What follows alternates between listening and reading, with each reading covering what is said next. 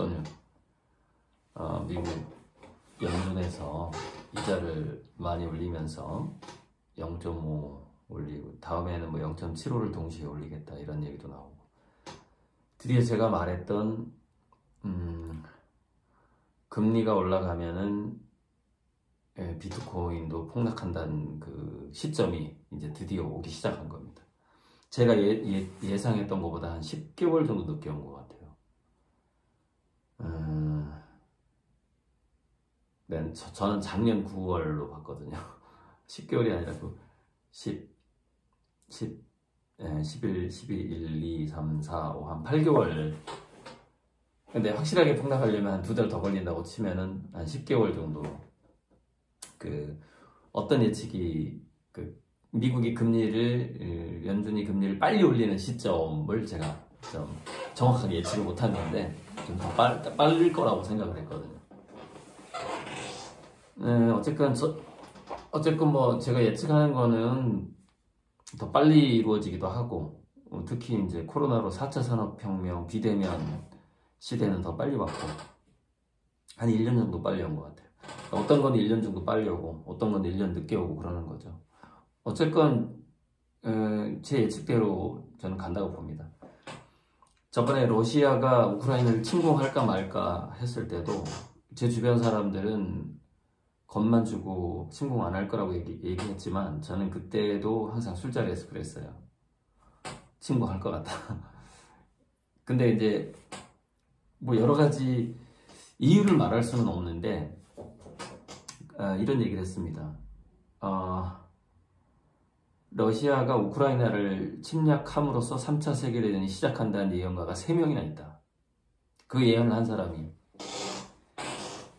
제가 노스트라다무스 예언을 대학교 1, 2학년 때 사실 고3 때부터 읽었는데 고3 때부터 읽었는데, 그때 읽었던 책 중에 19에 9에 9가 9가 되는 날, 제가 읽었던 책은 이제 뭐냐면은 프랑스어 원문이 나오고 제세기예요. 세기들, 제세기, 여러 세기들이라는 책인데, 프랑스어 원문이 나오고 거기에 대한 해석이 나오는 아주 고급진 노스트라다무스 연구소였는데, 거기서는 1999년이라고 얘기를 하진 않고 19세기가 예를 들자면 19가 9의 9의 9의 날 이렇게 말을 하거든요. 그래서 그것을 그 해설가는 이렇게 해석을 했습니다. 19세기의 비리가 곪고 골마 터지는 날, 이렇게 해석을 했어요. 대단한 사람이죠. 그렇게 해석한 사람은 저는 그 책에서 봤는데, 한 노스트라다무스 연구소를 제가 한 10권을 봤다면, 거의 10권 봤는데 그 중에서 딱 한 명만 그렇게 해석을 하더라고요. 그래서 이게 맞다, 저는 그렇게 봤어요. 왜냐면 그 책에 이렇게 나옵니다. 프랑스에서는 1999년을 이렇게 표기하지 않는다는 거예요. 그러면 노스트라다무스가 프랑스어를 이렇게 썼다라는 것은 다른 의미가 있지 않겠느냐라는 것이죠. 러시아의 우크라 침공으로 시작해서 이제 이게 아마겟돈으로 번지는 게 아닌가라는 생각이 들어요. 제 생각에는. 그래서 저는 이제 정말 20살 때부터 어떤 변화, 이 지구의 변화를 괜히 한 지구인이 이 지구를 걱정을 하는 거죠. 괜히 그냥 이렇게 이거를 보면서 그랬어요. 괜히 막 삼성을 걱정하는 거야, 제가. 그냥 뭐 한 사람인데, 삼성 주식도 안 산 사람인데 막 삼성을 걱정하는 거예요. 제가 그때가 언제죠? 2013년. 거의 한 8, 9년 전이네요. 그때도 제가 삼성을 걱정을 하면서 삼성의 투자 방향은 이렇게 가야 된다, 뭐 이런 이야기를 하고 책도 쓰고 칼럼도 쓰고 막 그랬는데, 그때 이제 미국에서 이제 그 공룡 대기업이 왜 망하는가에 대한 그 논문이 나왔어요. 논문, 브레이크스루라고. 그 논문을 읽고서 제가 길게 풀어서 미래특허 119에 먼저 썼고, 인공지능과 미래인문학의 일부 그 논문을 풀어쓴 이것을 적어놨어요. 보니까 377페이지더라고요. 한참 찾았어요. 제가 썼는데도 한참 찾았어. 여기에 왜 삼성이 망하느냐에 대한 이야기가 나옵니다. 물론 자 무슨 얘기냐면은 결국 특허 경영 전략에 실패하면 망하는 겁니다. 특허 경영 전략. 그래서 전 여기다가 지금 이 챕터가 어떤 챕터냐면, 그러니까 이제 참 제 그림 투자자들이라면 이 인공지능과 미래인문학 정도는 꼭 읽어보셔야 되는데, 그러면 제가 그 생각하고 있는 제 그림의 미래가 이제 더 믿음이 가는 거죠. 제가 얼마나 디테일하게 지금 미래 사회를 예측하고 있는가라는 걸 지금 모르시기 때문에, 그걸 안다면 제 그림의 미래도 그렇게 간단하는 걸 아실 텐데. 이 챕터가 아니네. 워낙에 내용이 많아서.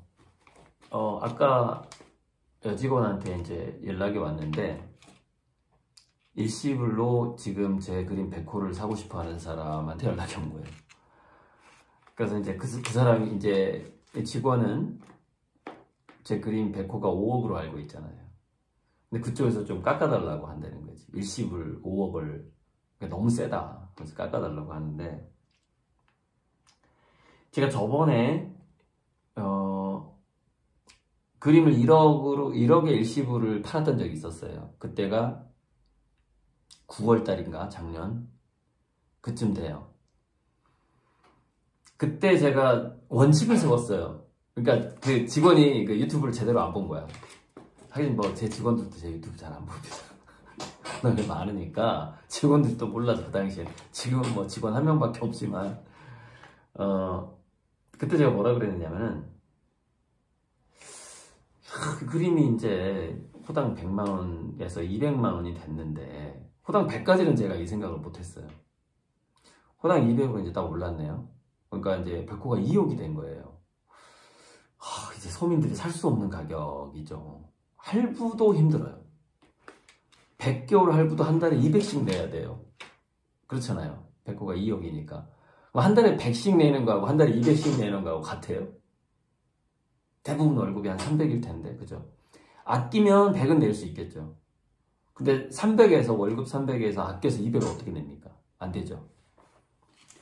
이건 상황이 좀 많이 바뀌었구나. 그래서 그때 이제 1억의 일시불의 그림을 팔면서 제가 세운 원칙이 뭐냐. 자, 이렇게 합시다. 앞으로는 호당 100 이상이 해동 200이 돼버렸으니 100개월 할부로 들어온다면 오른 가격으로 계약이 되는 겁니다. 근데 나 100개월 할부 안 하고 일시불 할게. 그러면은 그 이전, 그 상승하기 이전 가격으로 팔겠습니다. 이런 얘기를 한 적이 있어요. 그래서 그때 그 사람이 9월 달에 1억을 들고 왔지만 2억에 100호를 안 팔고 1억에 100호를 팔고, 그 대신 충분히 그림이 좋아졌을 때 주겠다 하면서 2024년까지 주겠다라고 얘기를 한 거죠. 1억을 먼저 받고 그렇게 된 겁니다.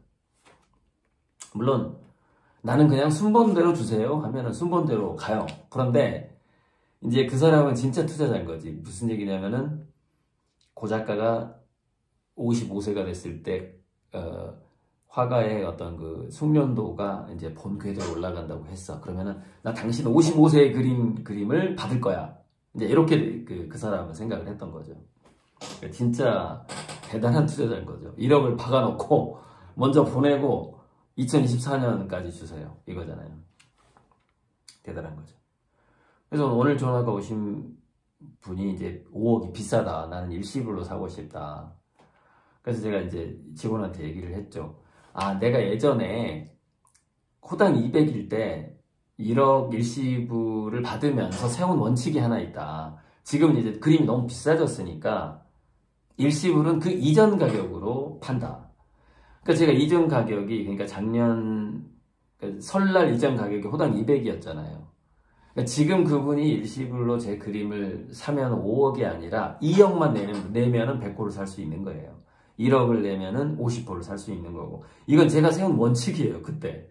그러니까 제가 세운 원칙들이 처음부터 쫙 원칙을 세운 다음에 하는 게 아니라 그림 가격 올리다 보니까 이거는 그 그림 가격하고 서민층, 중산층, 상류층 이 상황을 보잖아요. 그 소비자의 그 여력이라는 게 있잖아요. 이제 그것을 감안해야 되는 상황이 오더라 이 말이에요. 가격을 쭉 올리다 보니까. 그래서 이제 그분은 1억 일시불 하면 50%를 살 수 있고 2억 일시불 하면 100%를 살 수 있지만 기존의 완납자들이 있을 거 아닙니까? 제가 그 기린화실에 딱 가면은 지금 그리고 있는 사람들 15명이 딱 있어요.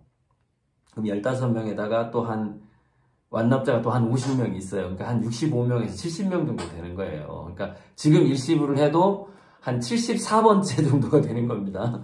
지금 1, 2억을 내도 번호표는 한 65에서 75 사이가 되는 겁니다. 65, 70. 그러니까 이 영상 꼭 한번 보시고.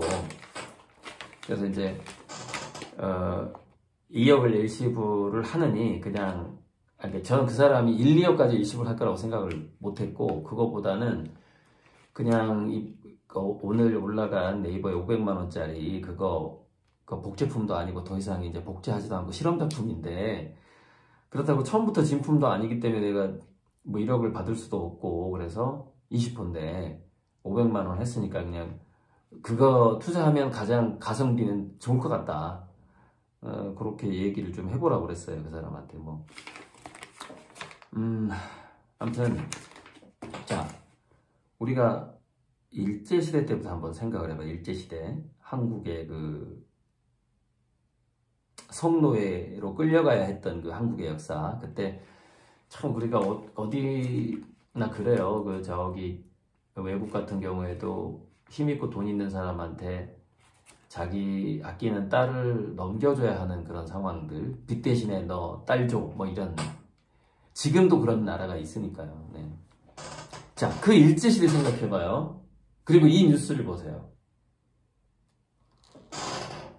미술한류 통했다. 한국현대미술전 전시에 일본 구름관중 몰려. 김구 선생님이 얼마나 좋아하겠습니까? 물론 이게 저는 일본 관중이 한국 현대미술을 보려고 우르르 몰려들고 있다. 일본에서. 이 뉴스가 정말 역사적인, 이거 오늘 뉴스, 5월 6일 뉴스예요. 역사적인 뉴스라고 저는 생각해요. 제가 우리나라가 선진국이 될 방법은 문화예술이다 라는 이야기를 예전부터 해왔었고 우리 일랑 이준성 선생님도 똑같은 얘기를 하셨고 제가 그림을 배울 때 그래서 사실 저는 그림으로 성공한다는 것이 사실 전 독립운동한다는 느낌을 갖고 있었어요. 대학교 때부터. 그러니까 화가를 꿈꾸면서부터 좀 과장하자면 나는 그림으로 세계를 정복하겠다 뭐 이런 그런 약간 뭐 알렉산더나 전 세계적인 문화 대통령 뭐 그런 생각을 대학교 때부터 했습니다. 일찍이 했고 그리고 그런 시대가 분명히 올 거라고 생각을 했고 그래서 저는 20살 때부터 대학교 1학년 때부터 뭐라고 그랬냐면 나는 한국인 출신 중에서 가장 세금을 많이 내는 사람이 될 거다 그랬어요. 대학교 때부터. 그때는 제가 전 세계에서 최고의 부자가 된다는 생각은 못 해봤죠. 근데 지금은 제가 그 생각을 하고 있어요. 아마 제가 빌 게이츠나 워렌 버핏 재산의 한 최소 10배 이상? 그 정도가 될 겁니다, 아마, 나중에. 자, 최소입니다, 최소가. 물론, 그 돈을 어디다 쓰냐고요? 제가 말씀드렸잖아요. 선보농제 유토피아. 지금요, 제가 이제 전라북도 쪽에다가 임야를 이제 10만 평 단위, 100만 평 단위의 임야를 살 건데 국유지 옆에 붙어있는 임야를 찾고 있거든요. 왜냐면 국유지는 유사시에 국가가 개인을 위해서 내줄 수밖에 없는 거예요. 무슨 얘기냐면 이제 도시가 다 오염이 되고 국민들이 이제 다 나는 자연인이다가 지금 핵전쟁 얘기 나오고 있잖아요. 푸틴한테. 근데 방사능의 오염 될 걸 가정을 해야죠. 저는 가정해야 된다고 생각해요. 서울, 인천이 방사능에 오염된다는 가정해야 된다고 생각해요. 그럼 거기 사는 사람들 다 이주해야 되거든요. 체르노빌 비우듯이. 어디로 갈 거예요? 어디로 갈까요? 일본으로 갈 거예요? 일본 깔아앉는데? 일본으로 갈 거예요. 그래서 국유지는 이제 피난처가 되는 건데, 중요한 건 뭐냐? 그때가 오기 전에 국유지 옆에 10만 평, 20만 평 땅에 미리 시설을 갖춰 놔야 된다, 이 말이에요. 기반 시설을. 그래야 바로 딱 이주를 하죠. 그래서 제가 국유지 주변에 그 5만 평에서 뭐 넓으면 한 20만 평까지 지금 보고 있는데 막 많이 나오더라고요. 인터넷에 17만 평 막 이렇게 나오는데 국유지가 안 붙어 있으면 제가 안 사버려요. 그런데 제가 이제 그 부동산 뉴스를 계속 보면서 뭘 느꼈느냐, 공시지가가 있잖아요.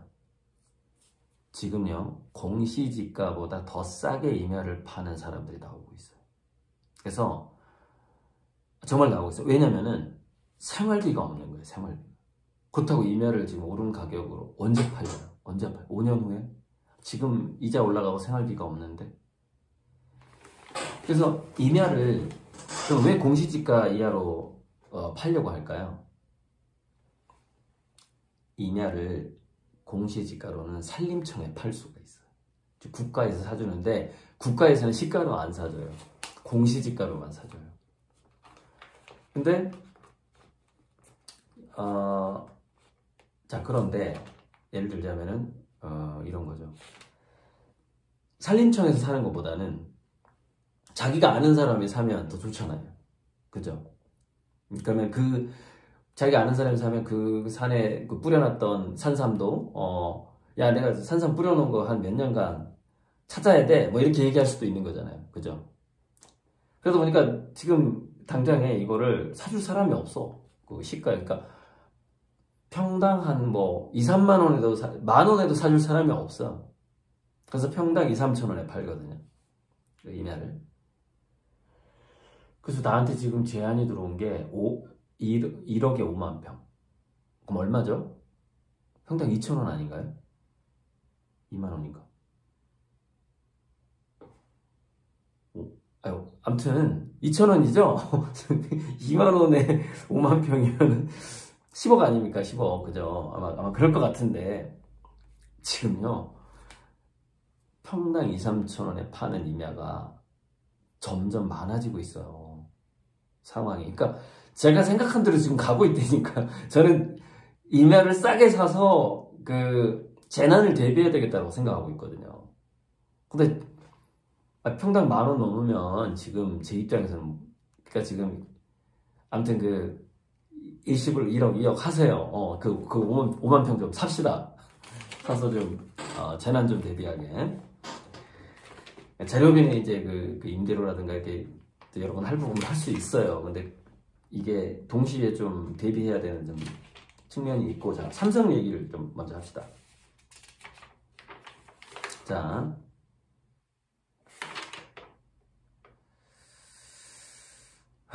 불확실성이, 자, 여기서 딱 한 2페이지 정도만 읽어볼게요. 자, 에드워즈 데밍의 말이 언제나 나쁜 시스템이 좋은 사람을 이룬다.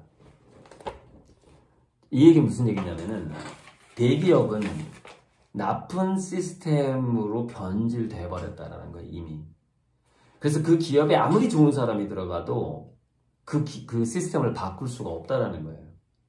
국가도 그런 공룡에 속하죠. 우리가 법을 쉽게 바꿀 수가 없잖아요. 국회의원이 뭐 과반 이상이어야 되고, 어떤 거는 뭐 5분의 3이어야 되고. 자, 한번 읽어볼게요. 빠른 속도로. 기업 연구개발의 역사를 살펴보면 그 원동력은 기업들 간의 국제적인 경쟁이라는 요소가 가장 컸다. 기업들 간의 국제적인 경쟁이 연구 분야에 본격적으로 영향을 미친 건 1975년 이후다. 이 시기가 국제적인 경쟁의 초기 단계라고 할 수 있는데 이 시기에 기업들은 점차적으로 제조시설을 해외로 이전시켰다. 삼성이 했던 일이죠. 자, 삼성을 생각하면서 이걸 한번 들어보세요. 기업들의 기존 기술 연구는 탈중심화되어 여러 국가나 여러 곳에서 사업에 따라 연구를 진행하게 되었다. 그리고 1975년 이전과 비교할 때 혁신적인 비전을 찾아낼 장기적 연구보다는 단기적 성과를 보여줄 응용 분야로 초점을 맞추게 되면서 이게 이제 문제가 된 겁니다. 장기적인 안목에서 단기적인 수익으로 넘어가는 이게 이제 큰 문제가 되는 건데, 자, 시장의 제품을 빨리 내놓고 반응과 매출액을 따지는 방향으로 전개된다. CEO가 주주들의 압력을 눈치 보게 되면서 이런 흐름은 강화된다. 기업들은 기초과학 조직이나 연구소들과 점차 관계가 멀어지게 되었다. 이렇게 오랫동안 기업의 연구가 현존하는 시장에서 경제적인 보상을 얻는 데 초점을 맞추어 진행하다 보니 기초과학과 원천기술 연구는 배부른 사치로 취급받게 되어 대학이란 틀 안으로 숨어들었다. 여기서 그 대학 연구하고 기업이 이제 각자 다른 배를 타기 시작한 겁니다. 그래서 너무 깊이 스며든 대학 연구소들은 일명 사일로 이펙트에 빠지게 된다. 사일로 이펙트, 근시안적이고 너무 전문화되는 걸 말하는 겁니다.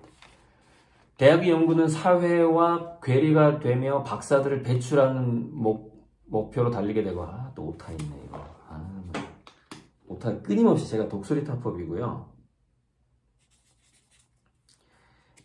독수리타법에다가 자판을 보면서 이렇게 쓰고요. 지금도 그래요. 책 쓸 때 모니터를 못 봐요. 모니터 보면서 타자 못 쳐요. 그러니까 오타가 엄청 많아요. 제 책에는. 오타 또 발견했네. 자, 박사들을 막 배출해. 근데 박사들을 막 배출하는데 별로 경쟁력이 없는 박사들이야. 박사 학위가 목표야. 뭐 이렇게 기업에 발전하고 뭐 이런 국가를 발전하고 이게 아니고 박사 학위가 목표가 돼버렸어요. 그래서 또 학력도 위조도 하고 막. 자, 그래서 박사들을 배출하는 목표로 달리게 되고 기업 연구소는 단기적 성과가 목표가 된다. 다른 배를 타기 시작한 거예요. 그런 관행 이후 오늘날의 기업들은 근본적으로 시장에 커다란 영향을 주거나 패러다임을 흔드는 연구를 진행하기 어려운 상황이 되었다. 시야가 좁아져 버린 겁니다. 자, 대학도 기업도 좁아진 시야의 근시안적 사이 추구는 짧게 끊어보는 좌뇌적이고 남성적인 면이 있으므로 강한 좌회전에 익숙해졌다고 생각해보자. 기존 기업들은 점점 좌회전 트랙에 익숙해진 반면 구글, 페이스북 등의 지식재산 플랫폼 기업들은 투자 대비 워낙 마진이 많이 남는 구조라서 대학에서나 가능한 연구소를 사내에 설립했다. 플랫폼 기업이다 보니 전 세계인을 연구조교로 쓰는 크라우드 소싱을 하면서 신생 기업들은 태생적으로 다양한 리조명 연결성을 가진 여성적이고 운회적인 면의 우회전 트랙과 좌회전 트랙까지 다중 트랙이 가능한 방식으로 운영되었다. 그러니까 동시다발적으로 연구가 되는 겁니다. 마진이 많이 남는 회사는 이게 가능해요. 근데 제조업은 이게 좀 어려워요. 마진이 많이 남지 않기 때문에. 그만큼 연구자들한테 투자할 만한 여력이 안 됩니다. 빠듯해요. 월급 주기도 이렇게. 그런 겁니다.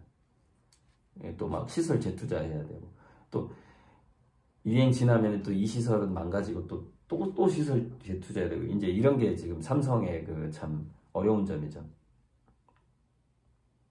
그래서 신생 플랫폼 기업들의 다중적이고 폭발적 R&D는 세계가 하나의 경제 플랫폼으로 연결되면서 소비자들이 소비하는 이유와 방식과 물건에 영향을 주게 되었는데, 점차 기초과학과의 원천기술 연구와 멀어져 있던 국내 대기업 등의 30년 묵은 기업들은 문화를 바꾸며 우회전을 하거나 다중 트랙 생각을 하기에는 여전히 너무나 빠른 속도로 가속도를 내며 좌회전을 하는 트랙 위에 머물러 있다. 우회전이 힘든 기업들이 처음부터 왼쪽으로 도는 단기적 시야의 트랙을 가졌던 것은 아니다. 그런 현상은 1990년대 이후에 더 심화된다.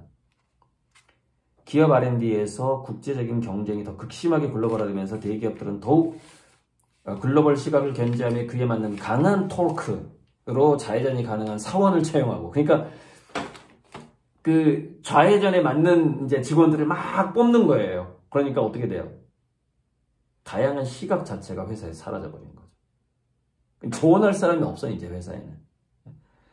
조언할 사람이 사라진 겁니다. 자, 비슷한 시각으로 인수 및 합병을 하면서, 또 인수합병도 그 같은 방향으로 합니다. 사원 뽑는 거, 인수합병하는 거, 다 그 좌회전 트랙 방향으로 하는 거예요. 근데 갑자기 우회전 사회가 올 때는 어떻게 돼요? 절대 적응을 못하는 거죠. 여러 국가에서, 그러니까 동시에 다국적 기업이 되어가면서 여러 국가에서 더 분산된 연구소를 운영하게 된다. 그리고 더 빠른 시장 반응을 유도하고 강화하면서 기초 분야 연구보다는 응용 분야의 단기간 성과에 더욱 집중하게 되었고, 왼쪽으로 회전하는 관성을 더더욱 키웠다. 기업들이 더 빠른 성과를 기대하는 만큼 투자자들도 이익 회수 기간에 대해 참을성이 줄어들게 되었다. 자, 투자자가 이익 회수 기간을 기다리지 못하고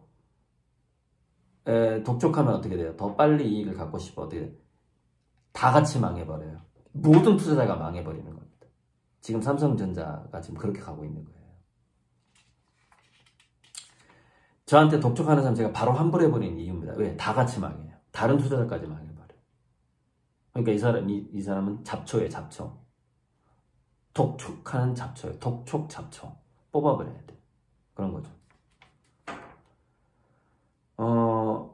그래서, 자, 투자자들이 참을성이 줄어들게 된 겁니다. 거기에 익숙해진 거예요. 단기 성과에 익숙해져 버린 겁니다. 그래서 지금, 막 코인, 막 부동산, 거기에 다 물들어 버린 거예요. 그 참을성이 없는 거예요. 그래서 회사들은 여전히 비슷한 경쟁의 트랙에서 이기기 위한 신기술을 위해 더 많은 외부의 지원에 더 의존하기 시작하면서 더 치열한 국제적인 경쟁을 하다 보니 오히려 기술 자체의 독창성이 줄어들면서 마진이 점차 줄었고, 이럴수록 기업의 단기간의 수익에 더 초점을 맞추는 악순환에 빠지게 되었다. 점점 마진이 줄고 아무리 연구해도 마진을 조금 늘려주는 연구밖에 못하는 거죠. 혁신이 안 나오는 겁니다. 마진이 줄면서 자금이 부족한 회사들은 더더욱 혁신적인 돌파구를 찾고자 애쓰지만, 그러니까 브레이크 스루를 못 찾는 겁니다. 늘 좌회전을 하던 관성을 즉각 우회전으로 돌리기가 어렵다. 기업들은 우회전의 다중 트랙 방식을 여전히 배부른 놀이나 검증되기 힘들고 혼란스러운 비효율적 방식으로 치부했다. 이런 상황들이 막다른 골목을 향해 가던 한편 기존 기업에서 볼 수 없었던 방식과 분야를 가진 작은 규모 회사들이 점차 기업 연구의 생태계에 진입했다.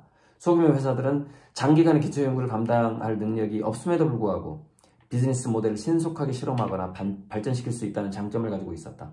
비즈니스 전체를 통째로 들어 다른 트랙으로 옮겨버릴 만큼 작은 기업들은 처음에는 장난감 자동차처럼 보였으며 덩치가 작았기에 좌회전과 우회전을 동시에 하는 투 트랙 이상의 작은 트랙을 운영할 여유가 있었다. 그들은 작은 실패를 경험하면서 점점 커지기 시작했다.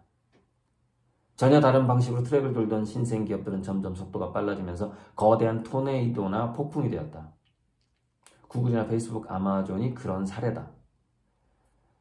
기존 기업들과 달리 다중 트랙을 구사하는 신생 기업은 기후변화로 인한 자연재해처럼 예측하기도 어려웠고 이미 커진 폭풍을 기존 기업들이 감당하기도 어려워졌다. 여기까지 읽어야 될 것 같네. 이윤을 추구하는 기업은 그 속성 때문에 다음과 같은 제약을 안게 된다. 기업이 특정 제품에서 성공하면 자연스럽게 동종 제품 라인을 확장하는 데 주력하게 된다. 즉 현재의 고객을 만족시키고 시장 점유율을 확대하는 것이 급하고도 달콤한 비전이 되며 이를 위한 점진적인 개선만을 시도하게 된다.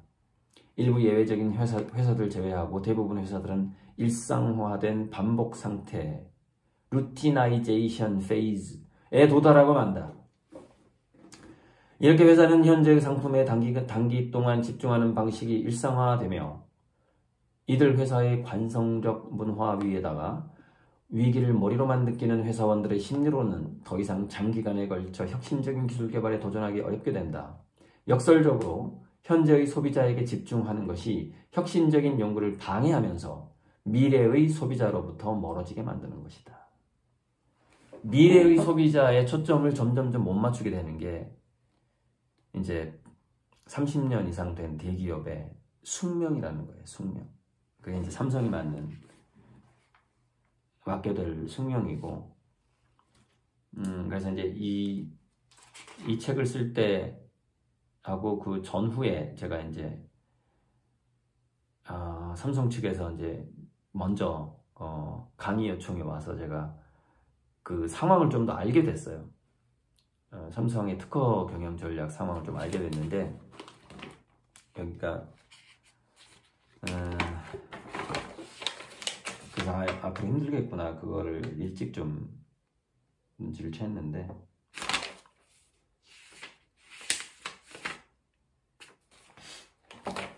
지금 더워지네.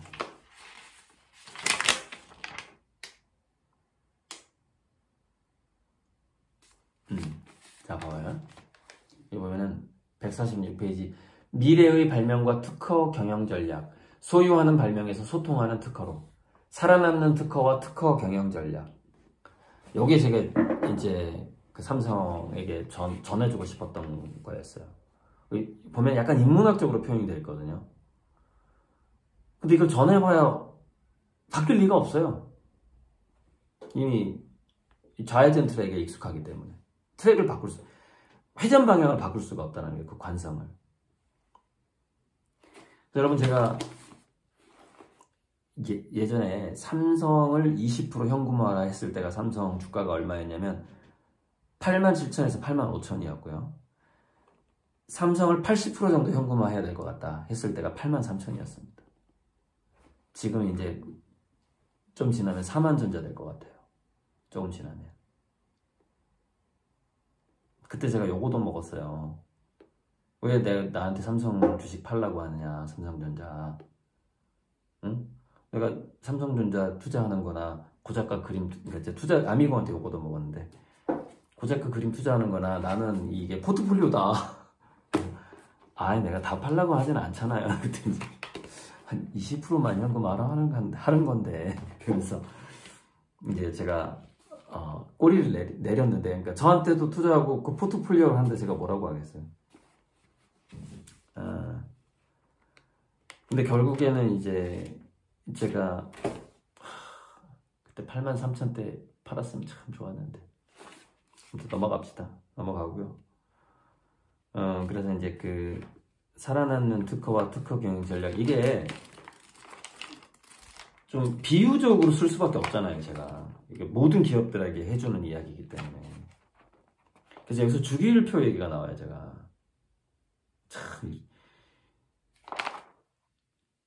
그러니까 제가 기업들에게 조언을 하는 이런 책을 쓰면서 과학 공부했던 것들이 이제 충동은 되는 거예요. 주기율표, 멘델레프 주기율표가 나와요.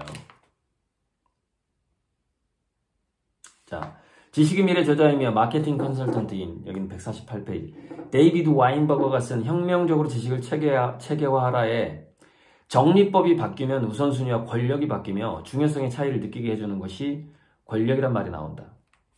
그러면서 우리가 화학 시간에 배운 멘델레예프의 주기율표 외에도 매우 효과적인 삼각형 주기율표, 원형 주기율표, 나선형 주기율표, 이온 상태의 원소를 다룬 주기율표가 따로 있으며 각각 유형성이 다르다고 말한다. 학교에서 우리는 총 5가지 중에서 하나만 배웠던 것이다. 또한 도서관 사서들의 필수 지식인 듀이식 도서분류의 시대가 가고 빅데이터 인공지능을 이용한 아마존식 도서분류의 시대란 말을 한다. 도서분류, 그러니까 지금 도서관 분류 시스템 자체가 구시대적이라 이 말이에요. 그렇게 하면 안 돼, 원래. 그러니까 저는 책을 읽을 때 리좀식으로 읽어요. 그러니까 랜덤하게 읽지만 거기서 그걸 바이소시에이션이라 그래요. 바이소시에이션. 그러니까 조금 떨어져 있는 것 같지만 약간의 그 힌트와 연관성이 있는 것을 연결지어서 새로운 길을 만드는 방식으로 책을 읽거든요. 바이소시에이션. 창의력의 핵심이에요. 바이소시에이션. 그게 이연 현상이라 그래요. 이연 현상. 바이소시에이션. 이연 현상. 서로 다른 것들을 연결 지어보는 거. 그러니까 스티브 잡스가 계속 강조했던 겁니다. 이연현상. 그래서 이 말은 특허의 분석과 분류에도 적용이 될 것이다. 10진법으로 영역과 카테고리를 나눈 멜빌 듀이의 도서분류법은 현대 도서관에서도 쓰인다. 특허의 분류도 이처럼 나뭇가지가 뻗는 방식이라서 기술 간 이전 결합을 상상하는 길을 방해한다. 현재 특허 관리가, 기업들의 특허 관리가 도서관 사서식으로 돼 있다 이 말이에요. 그러다 보니까 이연 현상이 안 일어나는 거예요. 그러니까 다윈 방식의 생명나무 방식으로 지금 분류가 돼 있다 이 말이에요. 근데 이 분류법 자체가 잘못됐다는 거예요. 현대가 안 맞는다는 거예요. 기업 경쟁력을 떨어뜨린다. 특허 경영 자체가 잘못되어 있다는 것이죠. 이걸 얘기하고 싶었어요. 저는 삼성한테. 그때 저를 딱 3개월만 스카우트해서 삼성 전체 특허 지도를 나한테 딱 보여주면 제가 한 3시간 만에 다 뜯어고쳐 버릴 수 있었는데 제가 그렇게 할 수 있을 거라는 상상을 못 하겠지.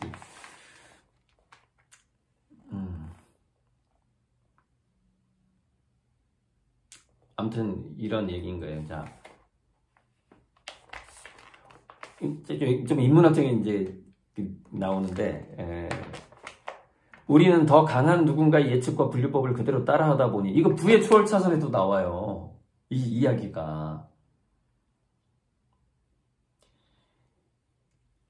부모가 짜놓은 공식대로 살아간다 이 말이에요.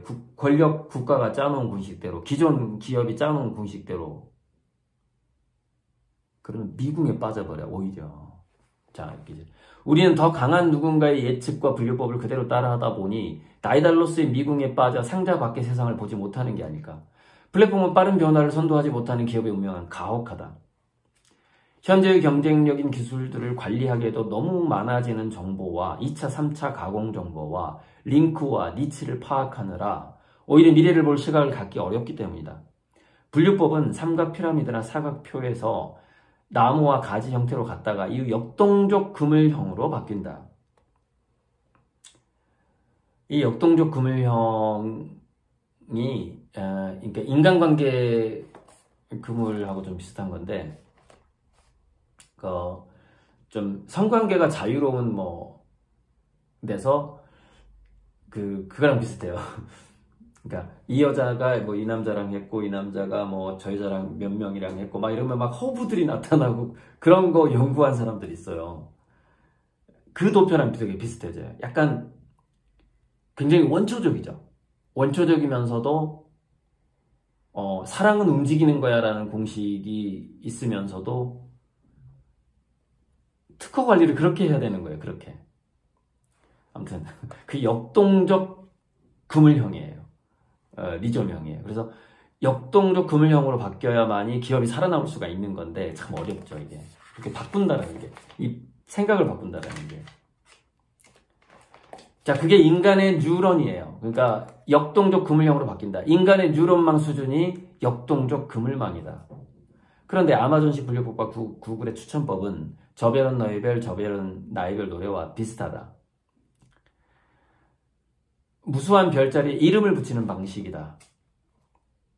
서양에 가면 서양식으로 별자리를 보고 동양에서는 천상열차 분야지도를 꺼내는 방식이다. 묶음과 분류는 그때그때 달라져야만 역동적 창의성과 연결이 된다. 이 인문학적인 이야기를 삼성이 어떻게 파악을 하겠습니까? 이 책이 제가 쓴 이 문구들이 삼성 간부 7명한테 전달이 됐어요. 그때가 2013년인가 14년인가 아무튼 그렇습니다. 아무튼 했지만 알 수가 없죠.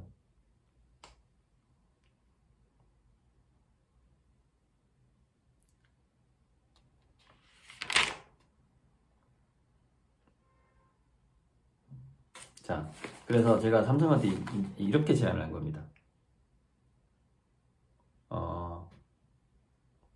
특허 취득 패턴을 투망에서 활쏘기로 바꿔야 된다.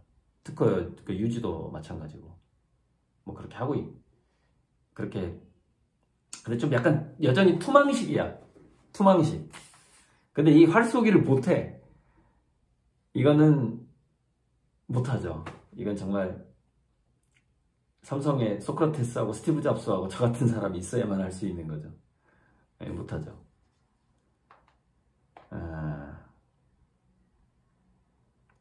그래서 여기다 미래의 블록체인 정치 기법은 매우 작은 평가의 차이까지 분류하여 더하거나 곱하게 된다. 인공지능의 빅데이터 활용법은 다양하게 진화할 것이다. 여기서 뭐냐면 더하기에서 곱하기로 간다 이거예요. 더하기에서 곱하기로 간다.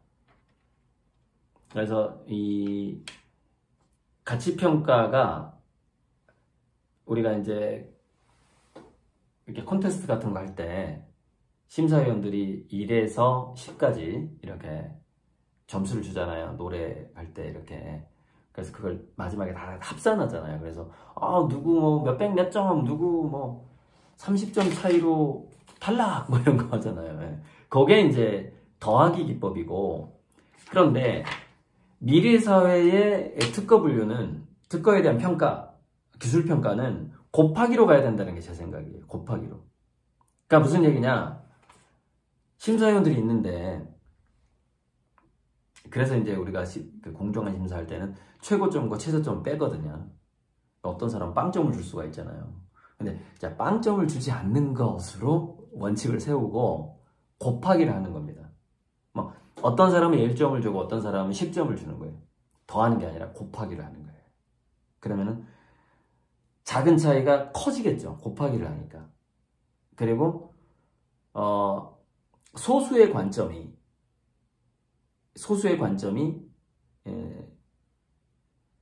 누가 예를 들어서 다 2.3점을 줬는데, 자, 곱하기 100까지 합시다. 어떤 사람이 99점을 준 거야. 그러면 99를 곱해버리면 얼마나 커져버려요. 더하기가 아니에요, 이거는.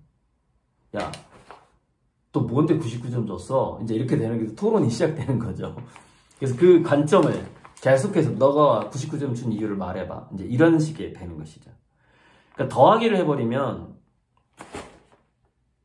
우리나라 대통령 투표도 한번 더하기가 아니라 곱하기로 한번 곱하기로 할 수가 없어요. 그게 이제 민주주의 다수결의 최대의 단점이야. 곱하기가 안 된다는 게 최대의 단점이에요. 뭐 그런 이야기들을 했어요. 그러면서 제가 여기다가 지소손이면 즉근도이다라는 말을 하면서 이제 또 이 마무리를 짓는 페이지가 150페이지입니다. 특허 경영 전략을 이렇게 바꿔라 해가지고 제가 쓴 내용이에요. 제가 이때 책을 쓸 때는요, 거의 책 쓰는 기계였어요. 딱 앉으면 A4지로 30장을 써버립니다. 안 보고. 머릿속에서 나오는 생각만 하면 30장을 쓰는 겁니다. 저녁 때면 엄청 지쳐요. 그러니까 A4 30장이면은 이 책에 거의 한 3분의 1을 쓰는 거예요. 이런 책에. 그 정도로 집필력이 대단했습니다. 제가 10년 전에는. 지금은 이제 이런 집필을 할 때가 아니고 시간도 없고 지금 뭐 생각도 하기 싫고 이제 저는 미래를 대비해야 되기 때문에 그런 상황이 됐죠. 또 무슨 뭐 할 얘기가 있었던 것 같은데,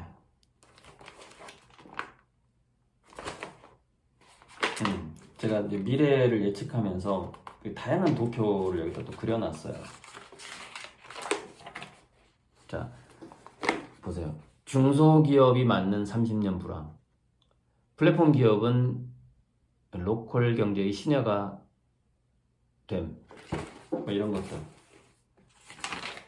그래서 앞으로 30년간 미래가 어떻게 변해갈 것인가. 뭐 이런 거 막 도표로 다 그려놨죠. 뭐 이런 거.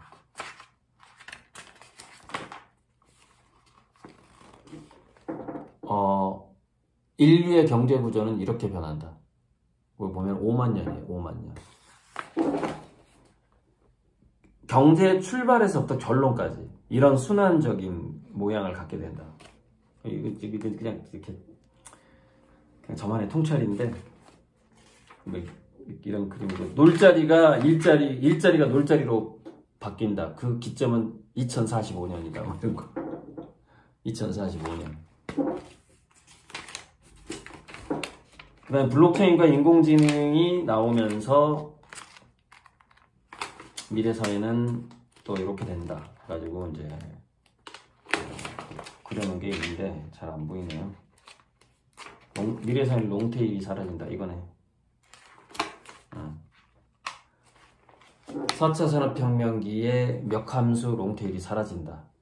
인공지능 로봇이 어떤 영향을 주게 되는가, 사회 뭐 이런 것들.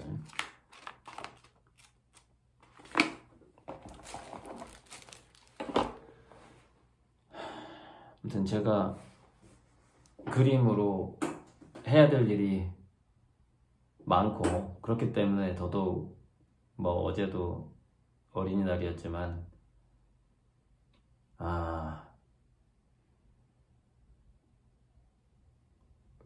아들이랑 문자 카톡도 안 하고 지금 초등학교 1학년 제가 그림만 그렸습니다. 어제도. 저는 여전히 독립운동하는 독립투사 같은 생각을 갖고 살고 있어요.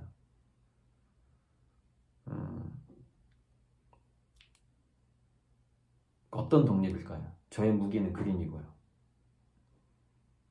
푸틴의 무기가 핵폭탄이라면 저의 무기는 그림입니다. 누가 이길까요, 결국? 그림이 이길까요, 핵폭탄이 이길까요? 누가 이기길 바라십니까? 이 지구의 미래가. 자연스럽게 이제 우리가 인류가 이제 각성의 시대가 오고,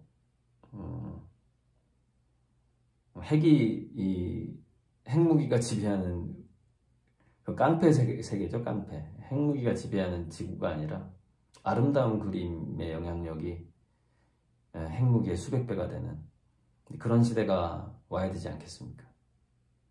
그 시대가 올 때까지 저는 이제 이 그림으로 독립운동을, 그러니까 어떤 독립일까요? 어떤 독립?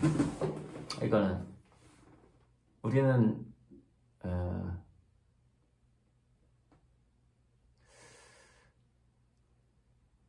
공포로부터의 독립?